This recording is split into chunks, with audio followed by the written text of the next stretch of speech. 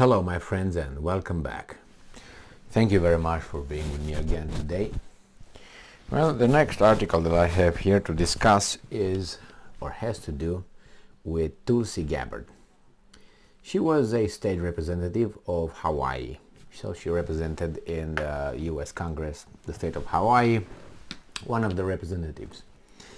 I heard about her before she was a candidate in the primaries for the Democratic Party. Well, useless to say, I don't have many people that I like in that party. Not that I have in the Republicans, because Republican Party, because I think they're the same. They are two identical twins with the same parents. With the parents are the big donors. But one of the twins has a mustache and the other one doesn't have. That's the difference between Republicans and Democrats. But among these people, these clubs, there are some people that I like. For instance, she would be one of the only ones I like. I like three people from the Democratic Party. She's one. The other one was a guy from Florida who was really... he's out of the House of the Representatives because he challenged the Fed. I can't remember his name right now. And the other one was, that guy was very smart. And he, as I said, he was kicked out, no more donations, because there are some very viral videos with this guy about, I don't know, 7, 8, 10 years ago. He challenged the Fed, Bernanke, asking him, where's the money? Who did you bail out? It was after the 2008. I can't remember this guy's name. But anyway, and the third one was Kucinich. Dennis Kucinich, I think, of Ohio. Kind of a communist, but he had logic. He had reason. That's what I like about these guys. Not necessarily their policies, but you could discuss with the guy. He would make an argument in the way we make arguments, using logic, facts. But he had a different preference. He had a different worldview. Kucinich, that's one.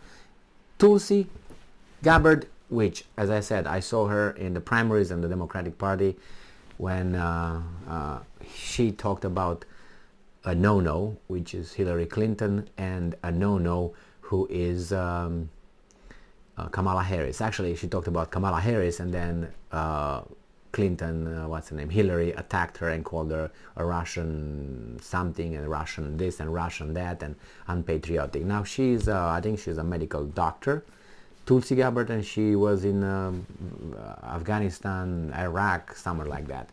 So she was in the military, National Guard, something like that. Doesn't matter. She was over there. She served her country more than, Harris and the other one. But whatever. They threw her under the bus.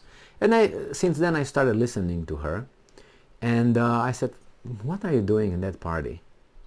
And it doesn't mean that you have to be Republican, because, as I said, they are the same assholes. But what are you doing there? Guess what she did today? Tulsi Gabbard, says she is leaving the Democratic Party. I watched the video. She posted the video on Twitter, and she gives the reasons why. This article comes from Yahoo News. Tulsi Gabbard says she is leaving the Democratic Party today, October 11, 2022. No wonder. And it says, in a video posted on Twitter, the former U.S. Congresswoman from Hawaii, who mounted an unsuccessful campaign for the 2020 Democratic presidential nomination, said she can no longer stomach the direction that woke Democratic Party ideologues are taking our country. End quote. I think she's got more percentages than Kamala Harris, and Kamala Harris was appointed, grabbed, and put as a vice president. Why? We know why. And I'm reading what Tulsi said. I can no longer remain in today's Democratic Party. There's under the complete control of an elitist cabal of warmongers, Gabbard said, Tulsi said.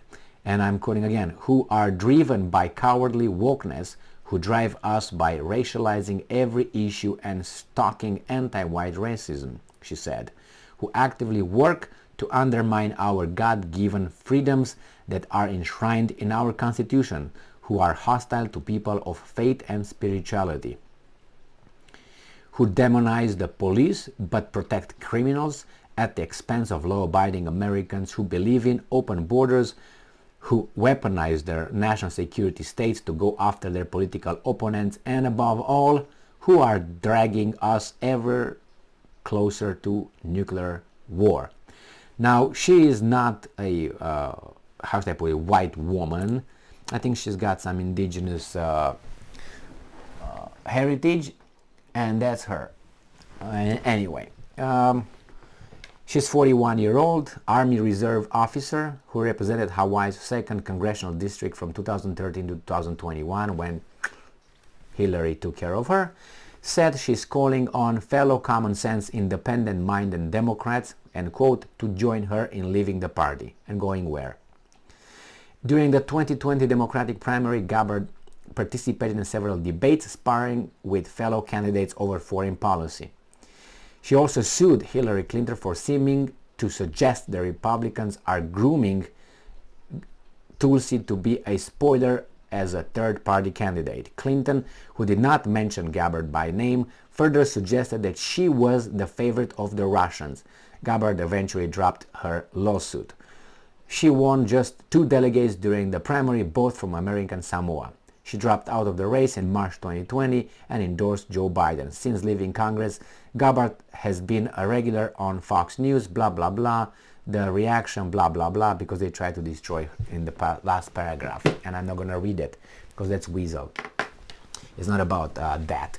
And watch the debate when she talks about when she takes Kamala Harris to the task and points out her Kamala Harris's record as a state attorney or something, general attorney, attorney general of California, and Kamala, besides laughing like an idiot that she is, she's not doing anything else, but she can't counter because Tulsi used logic and actually facts and logic and evidence, and Kamala did not like it. She likes only hard stuff coming from back to forth many times. Anyway, putting the joke to the side, I like this woman. I like her because the way she thinks, the way she processes information and knowledge. Okay, she's got her own ideas. I disagree with some, I agree with others. By the way, in the Republican Party that identify as Republicans maybe are about 5 people that I like. Okay, I can tell you who I don't like, and those are too many. The rest, I would say, the rest who actually play games. I would start with the ones that I really like is obviously, I don't know what if he's a Republican or not anymore, is Rand Paul. That's my favorite one. Then it's Roy, Representative Roy from Texas. And there's some others, about 4 more, and some of them are not politically correct to really mention here, because you have free speech, but then you have retaliatory actions against your life if you exercise your free speech, which is not free speech, obviously. Okay, so she leaves Democratic Party. She was just with a name in the Democratic Party because after that campaign in 2020, they just got her in the scope and bam, bam, bam. Well, I don't know what she's gonna do.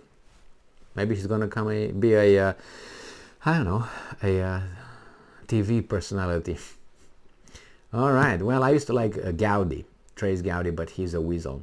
He's in FBI and CIA's pocket. He's one of those.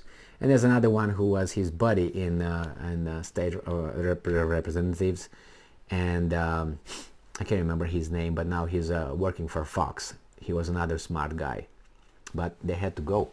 But Gowdy, I liked him a lot, but after I sensed that he is actually with CIA and FBI, he never really touches them. He said that he worked with them as a prosecutor and a judge or whatever. When you hear people talk about certain tricky subjects and you see their weasels, don't like them anymore. There were some that were like, oh yeah, I like them. And then it was something about, let's say, talking about Iran or talking about Putin or talking about things that are, how should I put it, controversial, so-called, and you expect them to use logic, they got the same tune at everybody else. And I said, hey, you're a weasel. You don't have the courage to reason the way you always reason. I watch these guys very often, so I know how they reason, how logical they were, how fact-based they were. Like, for instance, even Ben Shapiro. I used to like him until you talk with him about a few things. Israel, obviously, Russia, Putin, Iran. When these subjects are, or Saudi Arabia, when these subjects are up, he loses all his logic, all his fact-based, and all that. And since then I said, you know what? You are not honest. You are situational honest, and I don't like this kind of people. I don't like them. Thank you very much for being with me again today.